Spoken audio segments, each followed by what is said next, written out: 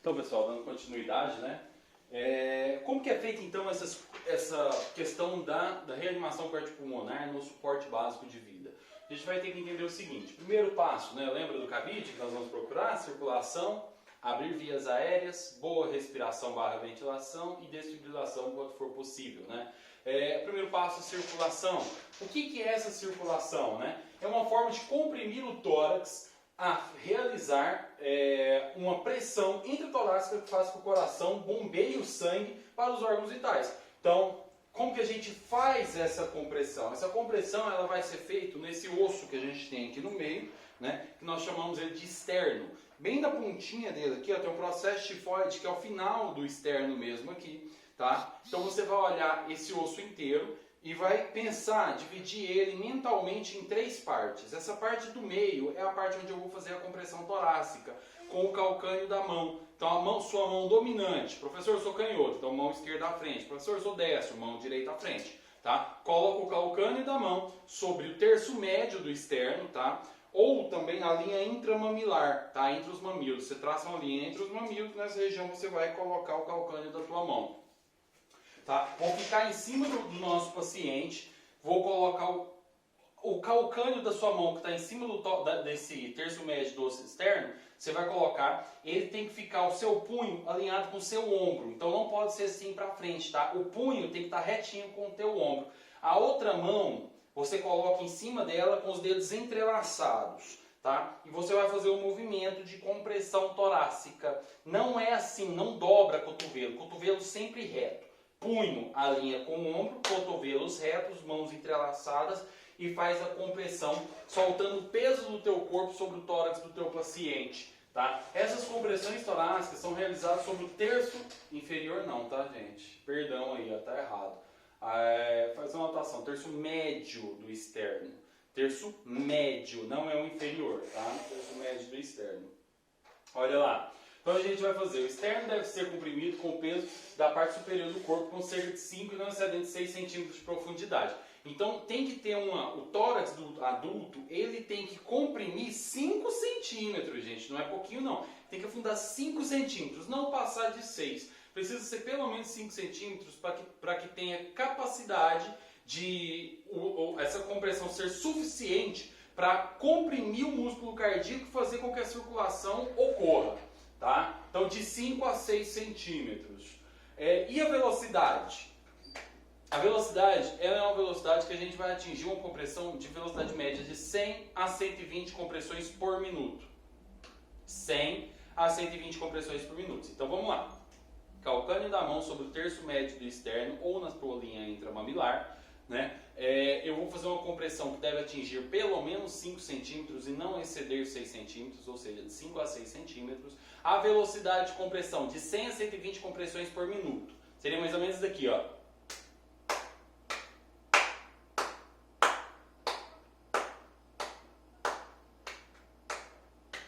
É rápido, tá vendo? Mas não é rápido demais não, porque a gente vê muito vídeo, o pessoal assim, ó.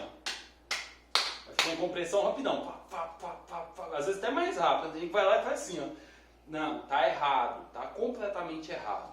Não, isso na verdade piora o quadro, não é que piora, mas não adianta nada, é a mesma coisa que você não está fazendo. Por quê? Você tem que dar um espaço de tempo para o músculo cardíaco se encher de sangue de novo para depois você apertar, entendeu? Imagina que seu coração é uma esponja de lavar vasilha aí, ó. Pega essa esponja e aperta, coloca no meio da sua mão e aperta ela e enfia num balde de água, tira a mão de novo. Agora abre a mão. A esponja vai encharcar de água? Não vai. Por quê? Porque você tem que soltar essa esponja para ela poder se encher de água. Agora pega essa mesma esponja, coloca com a mão comprimida, enfia no balde de água. Abre a sua mão lá dentro do balde com água. Tira a esponja para fora do balde de água, aperta a esponja agora. Não saiu muito sangue? O coração é a mesma coisa. Você comprime, você tem que dar um tempo para ele encher de sangue de novo, para depois você comprimir e fazer o sangue circular. Tá? Então por isso tem que ser essa velocidade, 100 a 120 compressões por minuto. Não menos de 100, não mais que 120 compressões por minuto. É rápido, mas não é rápido demais. Tá? A gente vai Quando tem a possibilidade de fazer a ventilação, eu vou fazer 30 compressões, eu vou contar 30 compressões. Ó, faço 1, 2, 3, 4, 5, 28, 29, 30.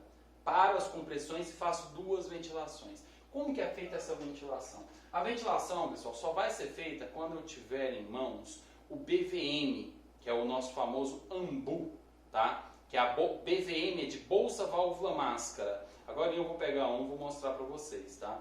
Aí vocês vão entender melhor. Então, bolsa, válvula, máscara. Eu vou enviar um vídeo comigo fazendo tudo isso daqui, ó, para vocês entenderem de um boneco que será o mesmo que vocês vão treinar, tá? Então, olha só, nós vamos fazer 30 compressões para 2 ventilações. Aí eu vou lá, pego o BVM e faço 2 ventilações.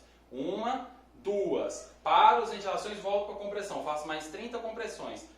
2 ventilações, 30 compressões, 2 ventilações, 5 vezes. 5 repetições de 30 compressões para 2 ventilações, a gente considera um ciclo. A cada ciclo, que vai dar mais ou menos 2 minutos, a gente para e checa pulso para ver se o paciente retornou à circulação.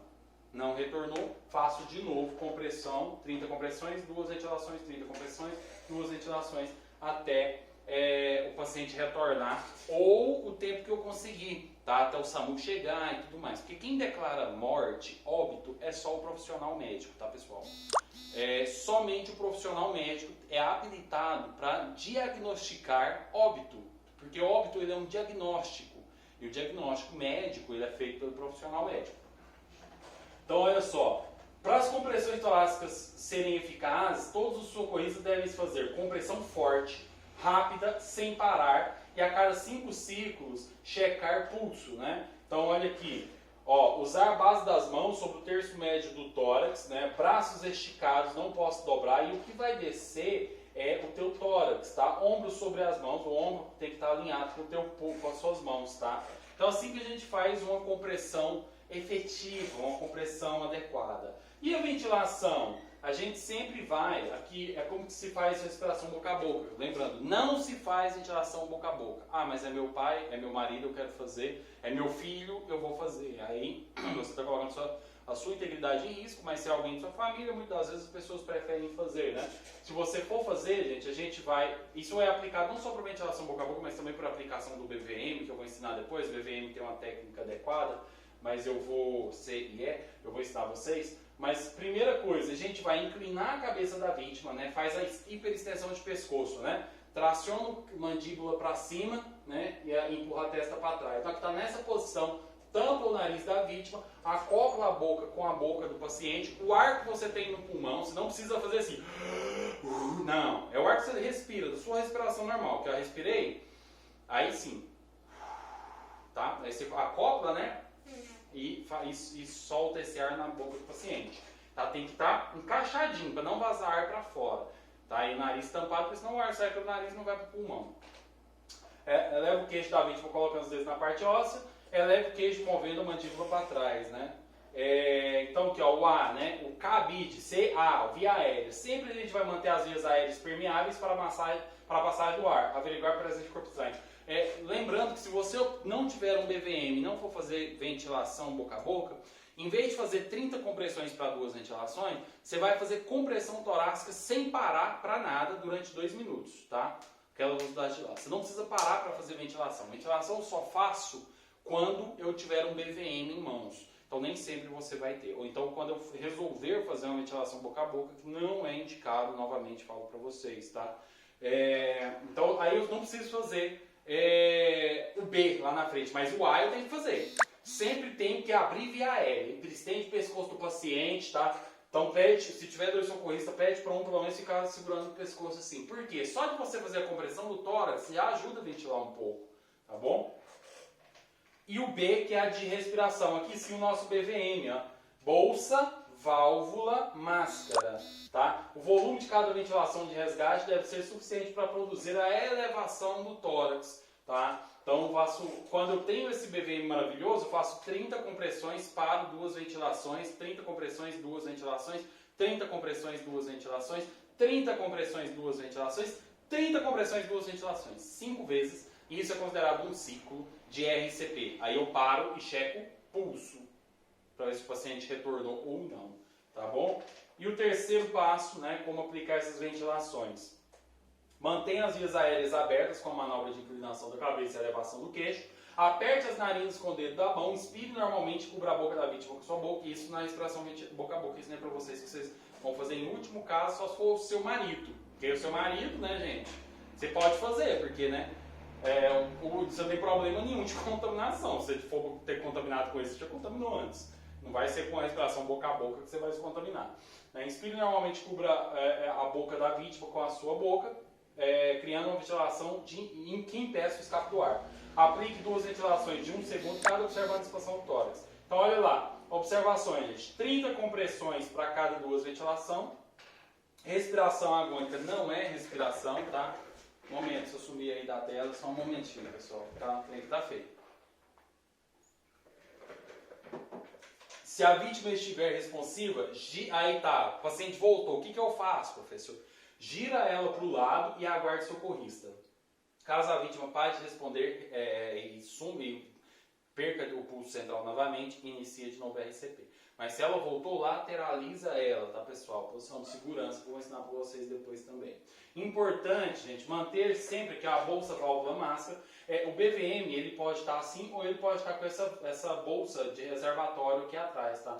Então, é um reservatório de oxigênio. Sempre que você tiver acesso ao oxigênio, você liga esse oxigênio aqui, ó, no BVM, tá? Se você tiver o oxigênio, tiver o BVM, coisa que é meio difícil para o primeiro socorro, a gente liga o oxigênio a pelo menos 10 litros por minuto, né? Que é o que ele consegue aqui, para garantir uma oferta de 100% de oxigênio para o nosso paciente. E até quando que eu vou fazer a reanimação cardiopulmonar? Pelo menos 30 minutos, tá? No mínimo 30 minutos. Até a exaustão do socorrista, não dou conta mais de fazer. Aí, gente, não tem o que fazer, infelizmente. Você não dá conta do que você vai fazer, né? Chegada do resgate, que é o resgate vai assumir. Retorno da vítima, né? Ela retornar à circulação espontânea. Ou até que haja risco para o socorrista, tá? Então, esse é o RCP adulto, né? Que se difere da criança. Que depois a gente vai aprender como que é feito na criança, ok? Vamos ficar por aqui com esse vídeo. Só da RCP adulto, depois eu faço da RCP infantil. Vamos lá?